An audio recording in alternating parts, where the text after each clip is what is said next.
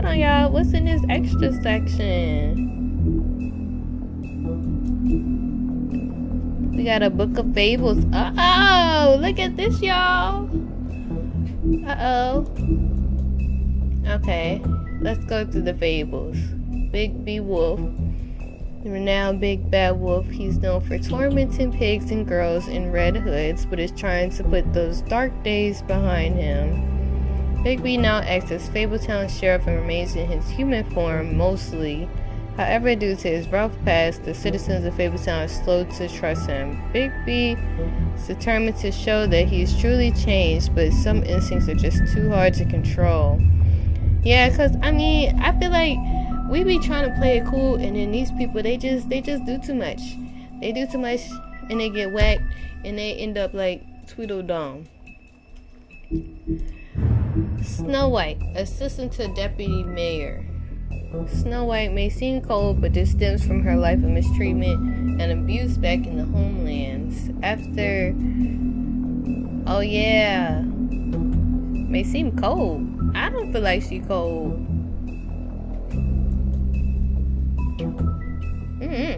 After escaping assault and imprisonment, oh yeah, because she was with the dwarves, not to mention an attempt on her life. So this must be after all the typical fairy tale stuff went down. That's what I'm guessing. She married Prince Charming. It wasn't long before Snow discovered that Charming cheated on her with her estranged sister, Rose Red. And she divorced him, as you should. After the Exodus, Snow focused her attention on setting up safe haven for fables in the New World. She now serves as assistant to the deputy mayor. Well, she did until he was about to go to jail, then he got took.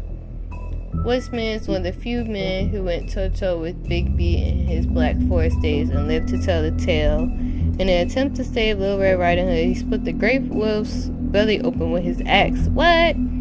Filled him of rocks and threw the beast into the river.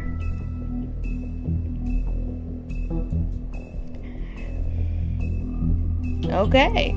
To his dismay, his popularity has faded. Even his name is forgotten, and he is known as the Woodsman. Dang, so he saved Little Red Riding Hood.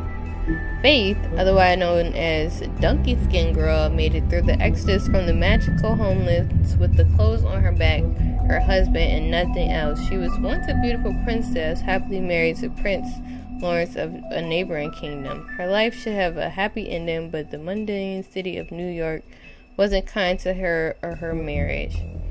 With no money, Faith found herself turning tricks to make the rent for a cheap apartment on the outskirts of Fabletown. She had a difficult life, but she did what she could to survive in an unfamiliar world.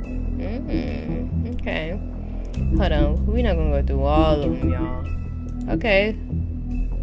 Glamours. Glamours are spells that allow the user to change their appearance. They are expensive, but can be purchased by non-human fables in order to pass for human among the Mundies. Cheap glamours can be found in the seedier parts of Fabletown, but they are often unreliable and prone to sudden failure. Okay. Let's see. Grendel. Grendel's a drifter. Grendel just scary looking. I don't know. Grendel just wants to be left alone. In the old days, he terrorized Norse mead halls, but lately he can be found occupying a stool in various quiet, dumpy bars around New York. He hates the noise of the city, but must work there to afford his glamour.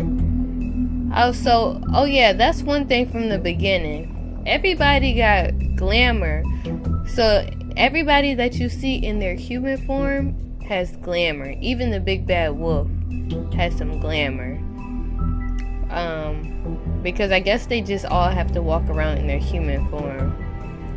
But I guess glamour is really expensive, so some people that don't have too much money, they just go to people like the witches so that they can get it for the low. Despite his gruff bearing, he's fiercely loyal to those who've learned to offer him the space and silence he desires. Talking to him is like watching a ticking time bomb. It's only a matter of time. Yeah, he's scary. Scary looking. Like, look at that face. That's just scary. Let's see. A troll cross is an amulet made of iron that was foolishly thought to protect the wearer from trolls. Lily acquired hers while wandering through the wilderness searching for something to eat. She came across a human, but before she could devour him, he held the troll cross out and shouted, "Back, back, you troll." After enjoying her tasty snack, Lily plucked the cross from the dead man's hands. After the Exodus, she wore the troll cross constantly as a reminder of better days. Okay, Lily, alright. She plucked his hairs. Nice little snack. Is this Prince Charming? Oh, Jack. I don't remember him. I feel like he was on the first episode. Jack is always up to something, but he's not nearly as smart as he thinks he is. His plans to get rich quick often backfire, but his confidence never wavers.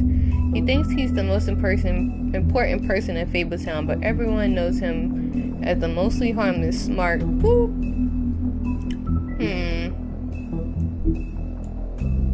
So I guess this is kind of our list of suspects. We still got somebody to unlock. Oh, does that mean I was supposed to unlock them in episode 1? What happened? Bluebeard managed to escape the homelands. I feel like Bluebeard... I'm trying to think of what thing he was on. It's not really coming to me. Bluebeard, but it sounds familiar. Managed to escape the homelands with his riches intact and continues to be one of the wealthiest fables in New York. Fabletown government depends on his generous contributions, and he often uses his influence for his own benefit. As a former serial killer. Former Bluebeard? That's why he's on my list. Because what you mean former serial killer? He claims his days of decapitating his brides are over. Decapitating his brides?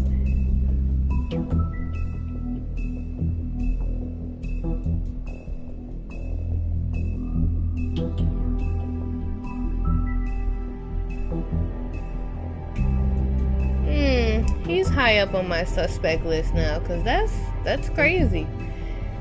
Decapitating his brides. But even if he was able to leave his violent ways in the homelands, that hasn't stopped him from making the occasional trip down Crooked Lane.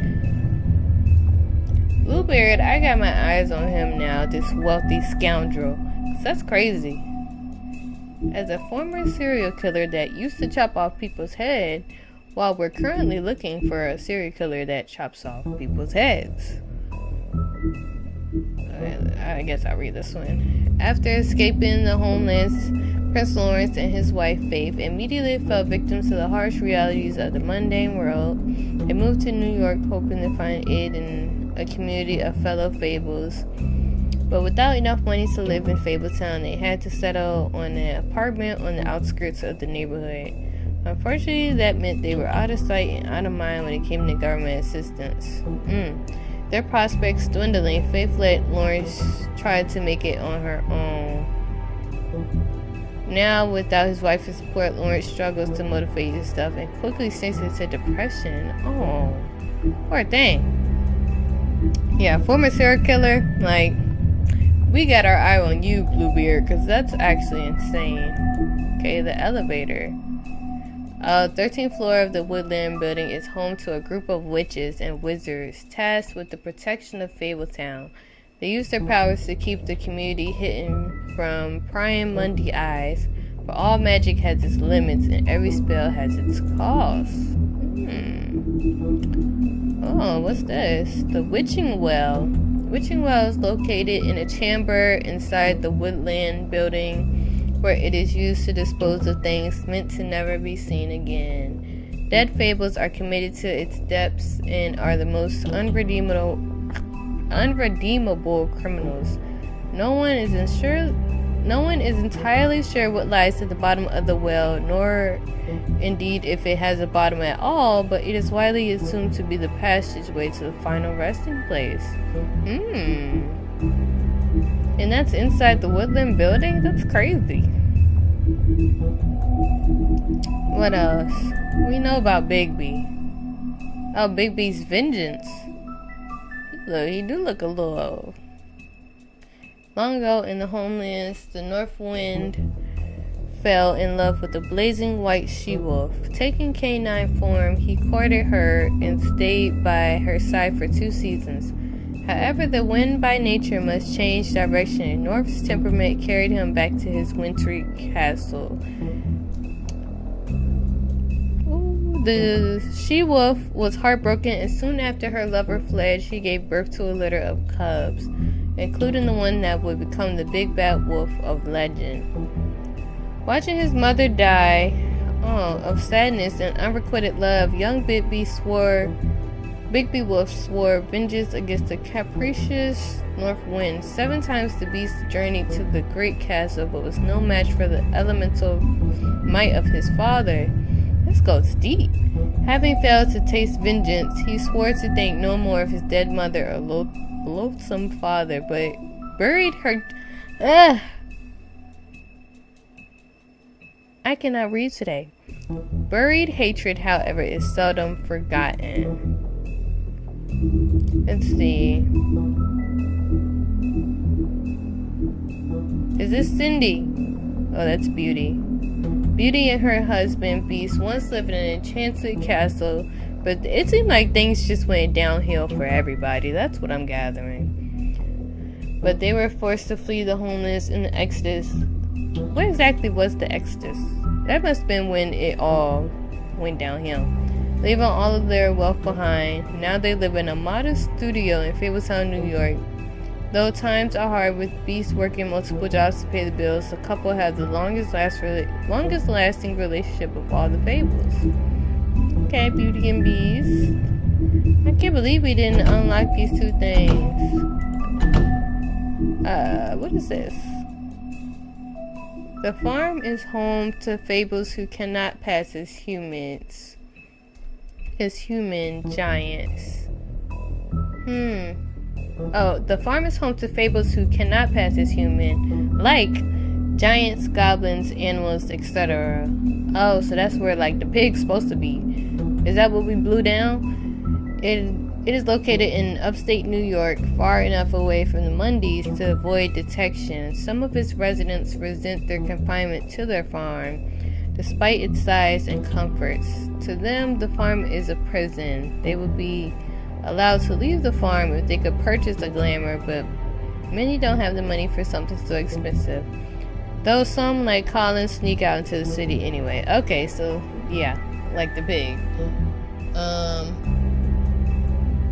Yeah, it's a hard knock life for real. Oh, Mondays. Okay, I was wondering what that was. Hold on, y'all. My phone is dying.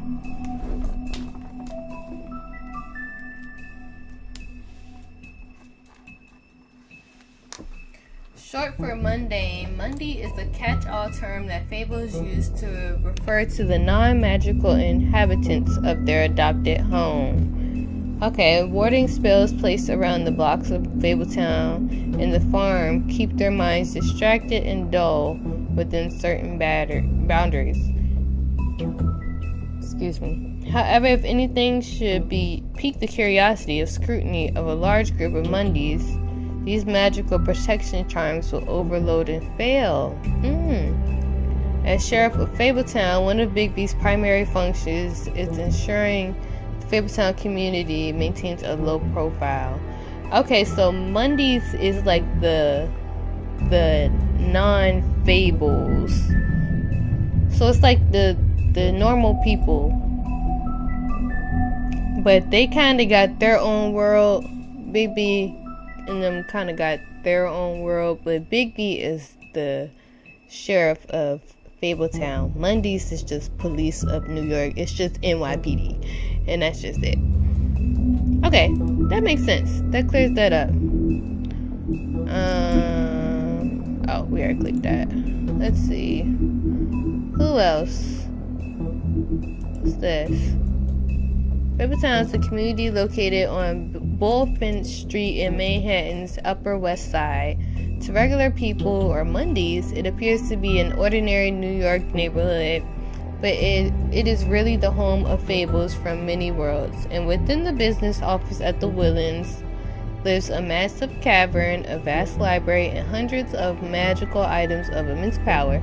All non-human fables live upstate on the farm, an extension of Fabletown. Okay. Home of the fables. Let's see. Who haven't we seen of importance? And what's the stuff with the crowns? What's those mean? Alright, let's see who we got on this page.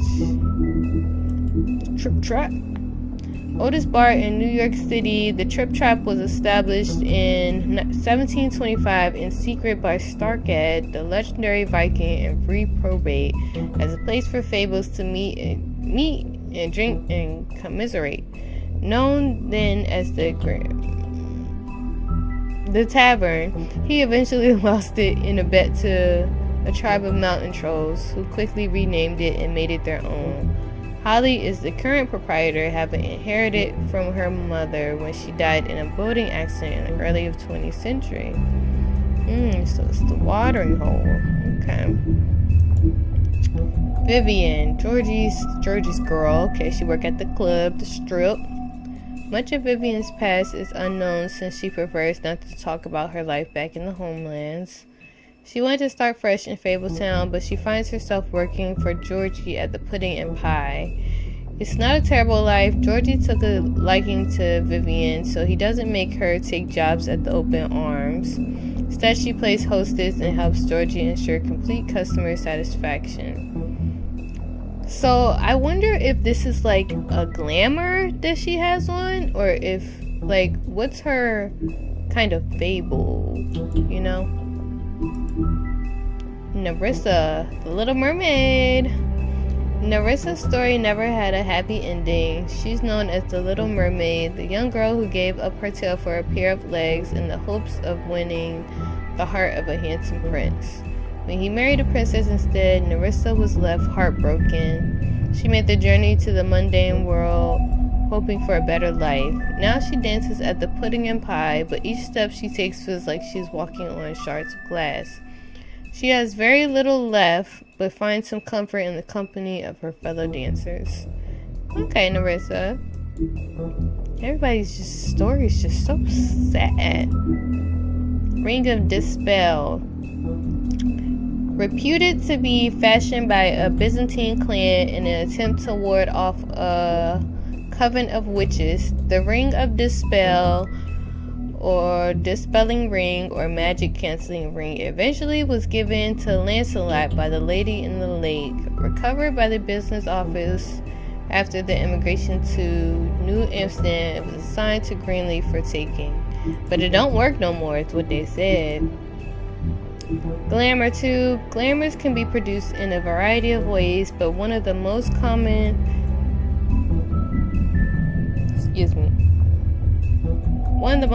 due to its ease of use is to take a small hollowed out tube or container and place within it several items unique to whomever the caster wants to copy. Oh, so that's why they take a piece of the hair and then a picture. Okay, that makes sense. A witch is required for the reactionary charm. Two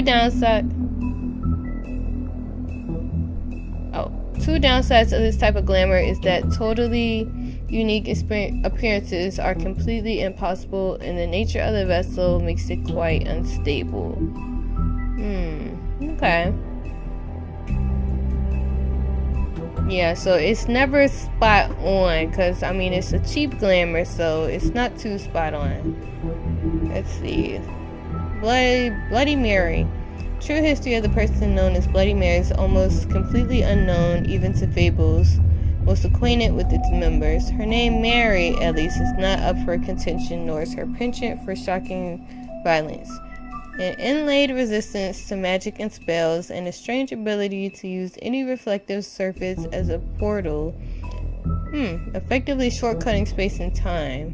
Thought by Mondays to be the wailing apparition of a childless ghost, though any evidence of that is yet unseen. Okay, so to the Mondays, all of these fables is just still like how it is to us. Like, it's just, yeah, like an urban legend. That's interesting. Flycatcher, frog prince. Former prince turned to a frog by a witch. Okay. The friendly I don't know how to say it, y'all. Flycatcher now carries the nickname as an unsubtle reference to his propensity for catching and eating flies. His wife and their children were brutally murdered back in the homelands. Oh my god. A fact he attempts to deny himself by committing to a series of endless tasks and janitorial duties. That's so sad. Oh my gosh. Yes, the bootleg glamour. Dr. Swinehart, the army surgeon, resident Fabletown physician, so skilled in the art of instrumental surgery that he can safely operate on himself. He served as an army medic for many years, sometimes using his talents to impress the locals. He currently runs the special research section of the Knights of Malta Hospital, so named to discourage people for investigating what is actually a reserve fable-focused health facility.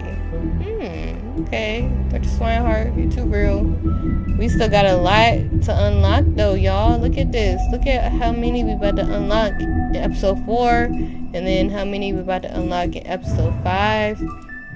So I feel like it's either one of these people got to be the killer, or it's not unlocked yet. I don't know. Alright, let me look at this last one.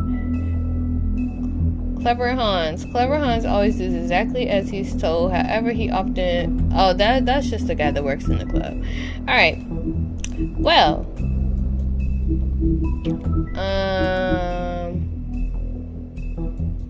We'll look at the achievements next. We more than halfway through. Yeah, or I guess we more than halfway through. We one episode closer. Yeah. Thank you guys. Bye. Have a good rest of your week, chat. See y'all next week. Bye.